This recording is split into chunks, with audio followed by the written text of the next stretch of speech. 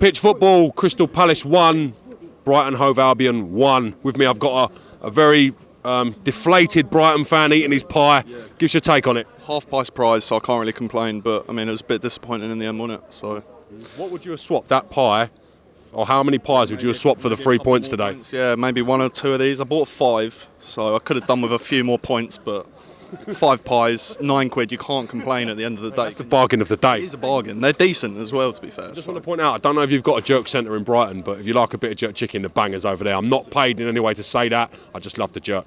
Some good advertisement, mate. Fair enough, mate. Now, before we talk about any more food-related stuff, give me your instant reaction to the game. What did you make of the score? What did you make of the match today? That was woeful, mate. Really? Awful. I thought it was shit. I thought Palace was shit, Brighton was shit. I just can't be arsed, to be honest. I want to go home. One shot from Crystal Palace today, which they managed to score. One shot. Oh my God. I've had 5 times the pies that they've had shots. That is fucking awful, mate. Jesus. When you think about Brighton and you think about this season, they're currently ahead of Liverpool, ahead of Chelsea, 6th in the Premier League. You must be satisfied overall with the way things are going. Obviously, but I mean, fucking hell, that was a shit game, wasn't it? I don't want to get any pie on your microphone. Mate, I will have a bit of pie on my mic. I'm not bothered about a little bit of pie.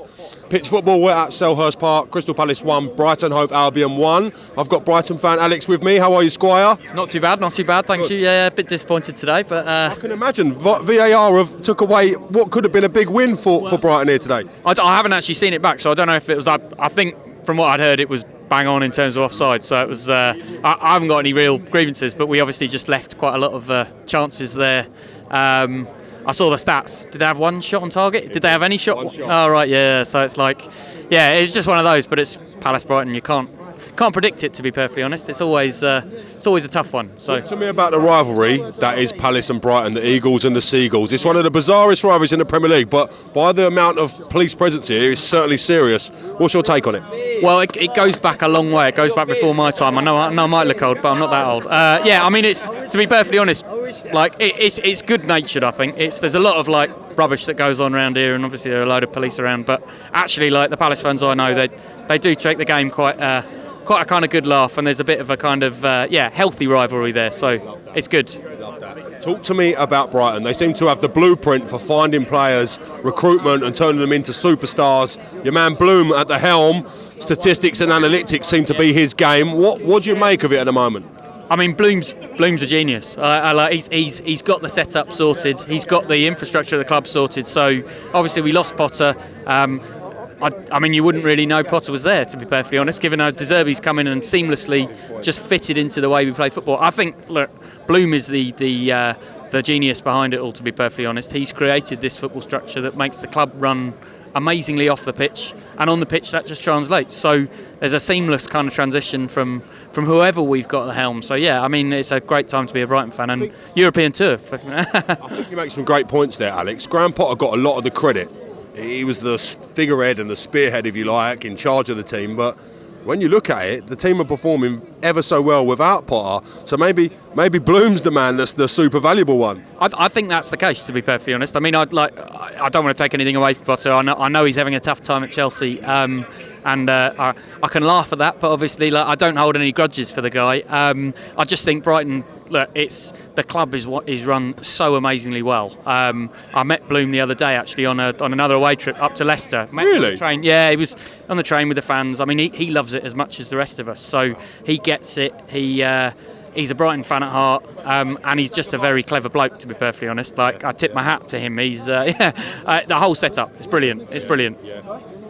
I can't remember such a successful era by any team in recruitment, bringing in players for the little money they have. I think they signed eight or 9 players for 58 million. In there is Ben White and Cucurella. Yeah. You've probably got 1 or 2 players in the squad now that would top that transfer fee should they be sold. What's your take on it? Yeah, I mean, it's obviously, I think these things are the analytics and the stats and the way of our identifying players. There will probably come a point where, and we have had, they've not all been success stories, but like the majority have done very, very well. Yeah, I mean, look, I think the Brighton way of doing it is we identify players who have that potential to reach a level. We give them a pathway. We give them a kind of ability to play in the best league in the world. We give them their crack at first team football. We say, look, we're going to give you a 5-year deal. We know you might have aspirations to go on somewhere else. But look, this team, by its own right, is looking like, hopefully, touch wood, qualifying for Europe next season. We're on a great run. And I mean, Jesus, like the players we've attracted so far, I just think it's a model that clearly works. And yeah. When you think Brighton Hove Albion was struggling a few seasons back, they're now 6th in the Premier League, ahead of Liverpool, ahead of Chelsea. What's your take on Brighton's success this season? I mean, it's a bit pinch me, to be perfectly honest. I didn't think De Zerbi would come in and kind of have it so seamlessly running in the right direction. I thought Potter going would be a miss, but clearly, like, not. We've done our identification in terms of manager as well as we've done players. Yeah, I mean, Europe would be mad. It's like I'm not old enough to kind of have been like an adult fan when we were in the real doldrums, when we were out of the goal, when we were out in Gillingham and etc. But like, I mean, yeah, pinch me, this kind of stuff. It's amazing. It's a season to remember for a long time. So yeah, it's great. Can you imagine how great it would be if Brighton and Hove Albion get European football? Oh yeah, I'm looking forward to the trips to Vilnius or wherever, like some kind of random Estonian outpost or something. Yeah, that would be a dream, and I'm sure a lot of I mean, that's what all of us around here are just essentially like loving the ride. Looking forward to it. Coming away from Brighton, how do you see the title race playing out between Arsenal and Manchester City in particular this season, Alex? You see, Arsenal, I saw they drew again today, didn't they? So last time we checked, it was 1-0 Arsenal. So was it a draw? The final score? I think final score was draw. So and Trossard obviously contributing for them. I think he got the goal for them as well. So another nod to us. But yeah, I don't know. I think I'd like to see Arsenal do it, but I have a feeling that they might just have a bit of a wobble. And City, I mean, all the charges from the Premier League, I don't know, does that fortify the Etihad? Does it mean that they kind of come together as a group of players? I don't know. I mean, it's if they get it all working, it's a formidable squad, and it's probably the best squad in the country. Like, it's testament to Arsenal how well they're doing by sticking up there. So the first person to mention the 100 charges. Okay, you may broke 1 rule, 2 rule. To break 100 rules, something's going on wrong, isn't it?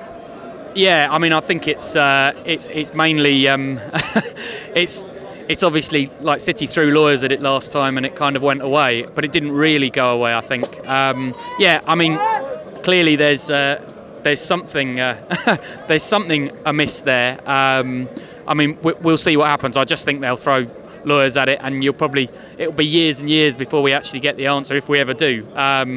But probably FFP and stuff like that. Should there be duck points?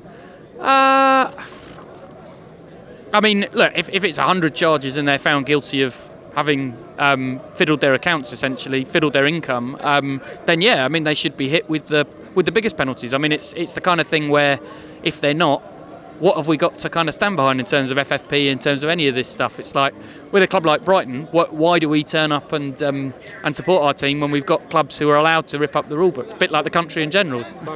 Bang on. When you think about it like that, sir, it is actually bang on. Yeah. As in, like, I've got no kind of no particular gripe with City or anything like that. It's just rules are rules, and what's fair is fair, and what isn't. Exactly that. Yeah. Not just in football, in anything. So it's like Held a pitch football. We're outside Selhurst Park. Brighton 1, Crystal Palace 1. Give a short initial reaction to the game, fella. I think we should have won, actually. That second goal, that goal, we should have fucking got that, basically. I think, basically, yeah, really.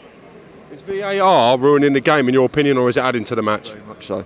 Very much so. I think VAR, it's okay, but only when it goes in our advantage. Do you know what I mean? But still, yeah. Talk to me about Brighton. They've probably got one of the best scouting networks in the Premier League. How proud are you of the job that Brighton do on their recruitment, sir? I'm happy Potter's gone and De Zerbi's taken over. Yeah. Proper. Potter ain't having the best of time at Chelsea. What's your thoughts on it all? I'm just happy we're above Chelsea and Liverpool. Mate, you're doing something right if you're above them two clubs, aren't you? Definitely. Also, one question. Is there a reason why there's always so many plates at these games? You know what it is? It's the Eagles versus Seagulls. It's who is the top bird. So I think it adds to the drama. Isn't it? These Eagles people. Held a pitch football outside Selhurst Park. With me, I've got Brighton fanatic Steve. Lovely to meet you and get you on the channel. How are you, my friend? Good, thank you. Good. Give a short instant reaction to the game. How do you sort of assess that today, Steve? Just standard Palace fluke draw off against us. That's what they do. It's the battle of the Eagles v the Seagulls, hence why we've got so much Metropolitan Police here present. Is it needed? Is there the rivalry that hostile in your opinion, Steve? Yeah, it would. I mean, it would kick off. It would kick off. You can't have two lots of fans walking past each other. You probably need it. It's a bit overkill, but yeah, there are some idiots that will do something. Yeah. So, I'm glad you're not one of them, Steve. I was getting a bit worried then for a minute, sir. Me and all. Let's talk a little bit about Brighton, the transfer policy, the squad. What do you make of it all? Yeah, it's amazing. We love it. You know, it's he's transformed the whole club. Tony Bloom. He's done his analytics, the way he identifies players, the strategy for keeping us sustainable. It's amazing. We've got players coming through all the time.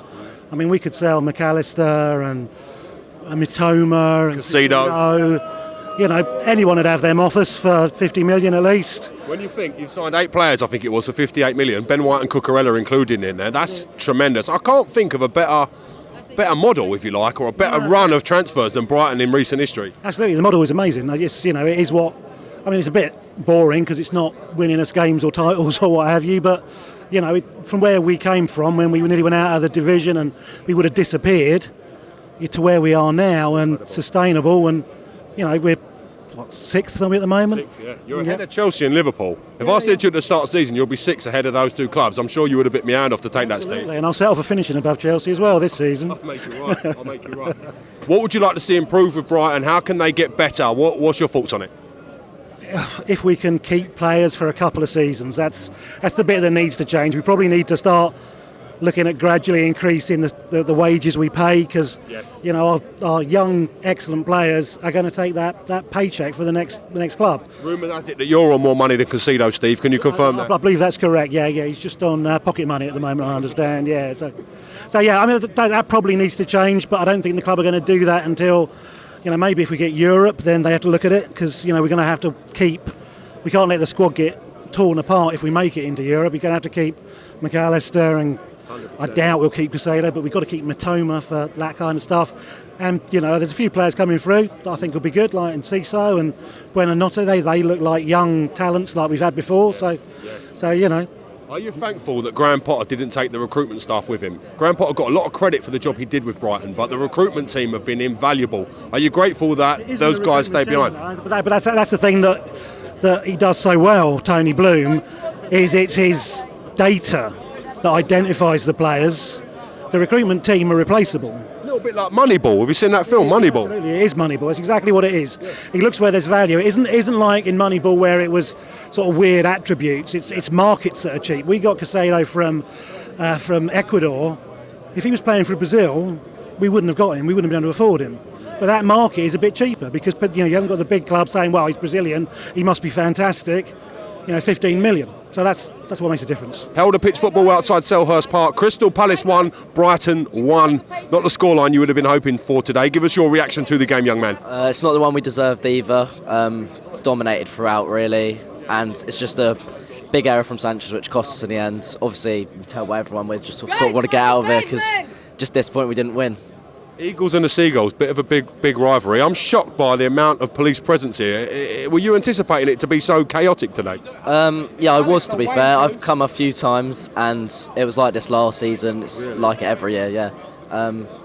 Yeah, it is a big game for both sides, and it's just annoying we came out. It feels like we came out second best because we didn't win just because the way we played, but it's annoying we just didn't get the 3 points. VAR today, have they robbed Brighton of a win, in your opinion? I haven't seen if it was offside or not. I saw it was really tight. I don't really know, to be honest. I don't think so. I think offside's offside, isn't it, really? We should have taken our chances, and we've had a huge error from Sanchez cost us. Brighton 6th in the Premier League ahead of Liverpool and Chelsea. Talk to me about their season thus far. It's been very good. I mean, we lost Potter early on, and everyone was in meltdown, thinking we were going to sort of slip away. But De Zerbi's come in, sort of rejuvenated us, and we're doing even better now. So hopefully we can get Europe. 58 million, 8 players signed. Ben White, Cucurella in that. How do Brighton and Mr. Bloom keep finding these bargains, these players that smash the stats? I don't even know. It's got to be our scouting team, because you look at the likes of Mitoma, cost like 3 million. 2.5 million. 2.5, honestly. I saw this tweet the other day saying about Nonto at Leeds, good player, costing about the same amount, saying he's like the biggest bargain. But look at Brighton, Caicedo about 3-4 million, Mitoma 2.5, like incredible players, two of our best players. Shame Mitoma wasn't quite on it today, but it's so vital we kept Caicedo, and we'll sell him probably for a big fee in the summer. Graham Potter got a lot of the credit when he was here at Brighton. He's struggled since moving to Chelsea. He's had a lot of money to spend. Do you think the recruitment at Brighton was a key reason for him being as successful as he was? Yeah, definitely. And not just the recruitment, it's the people higher up. Tony Bloom done an incredible job. It's just the whole structure of the squad of the club just worked all the way down from the very top, and it's just working wonders for us. Where will Brighton Hove Albion finish this season, young man? Where did everything's said and done? Where will Brighton be in the table? Europa League. I think we can finish above Tottenham.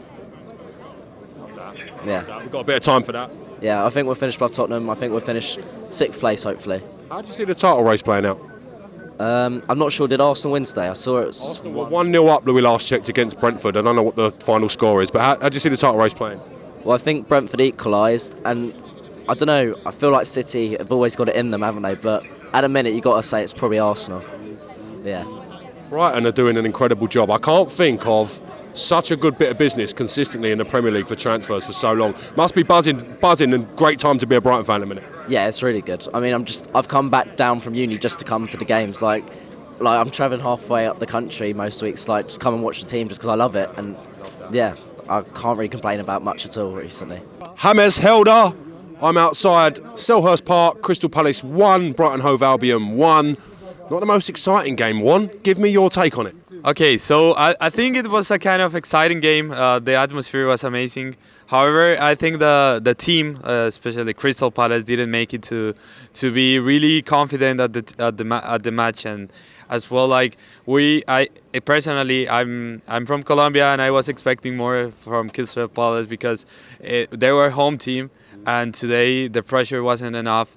I think players should have been more intense in the game, but like as well like the goal was amazing.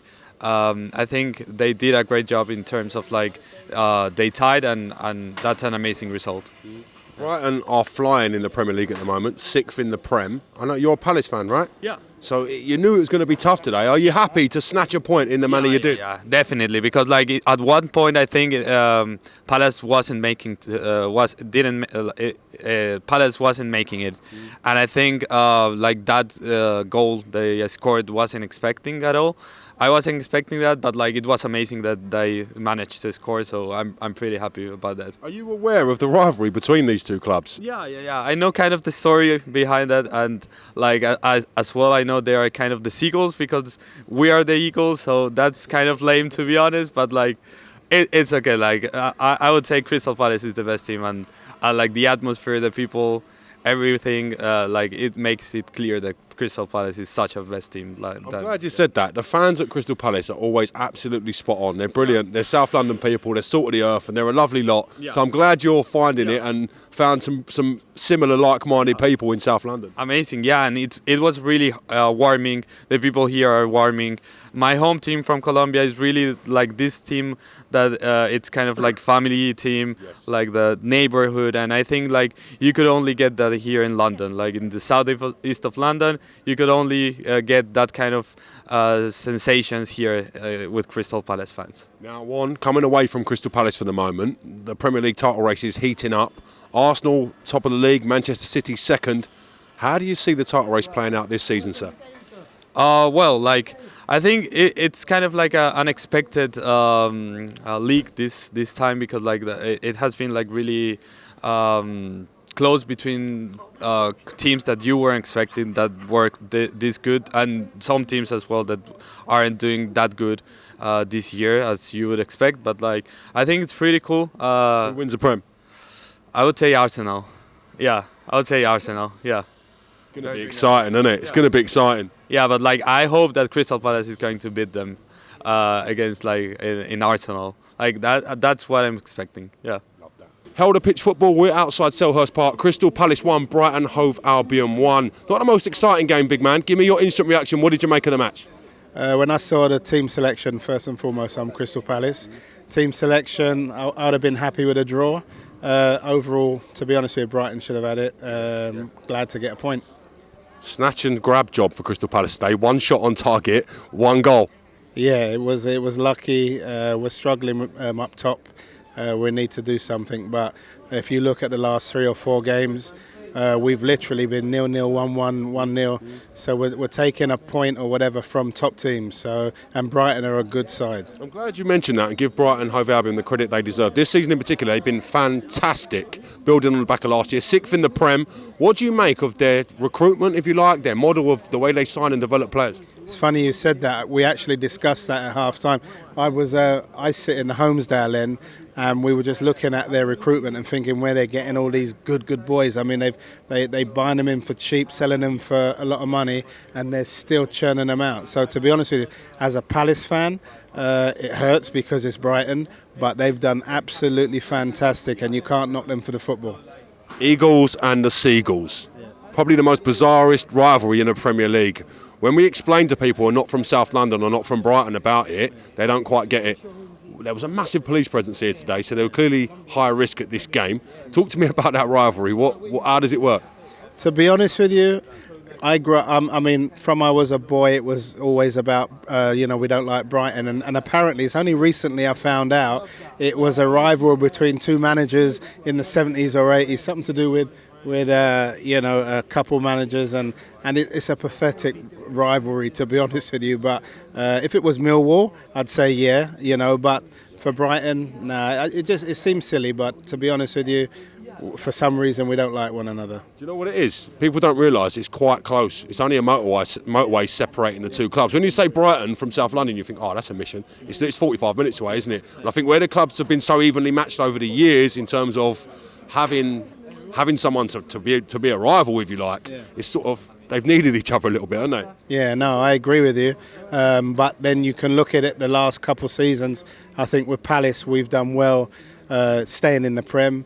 I think when Vieira came in, especially last season, I think we've done fantastic. This season it's been stop and start. Brighton have just gone on that trajectory and progressed. And to be fair, they're playing some really, really good football. So as a football fan, I like to watch it.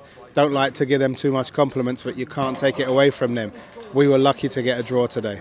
Title race, Arsenal, Manchester City. Who wins the Premier League this season, big man? City. Yeah, I love Arsenal. From Righty days, and I would love to see Arsenal. Maybe I'm only saying City because of the experience, but I really hope Arsenal do. But I don't know. I'd like to be wrong, but I think City.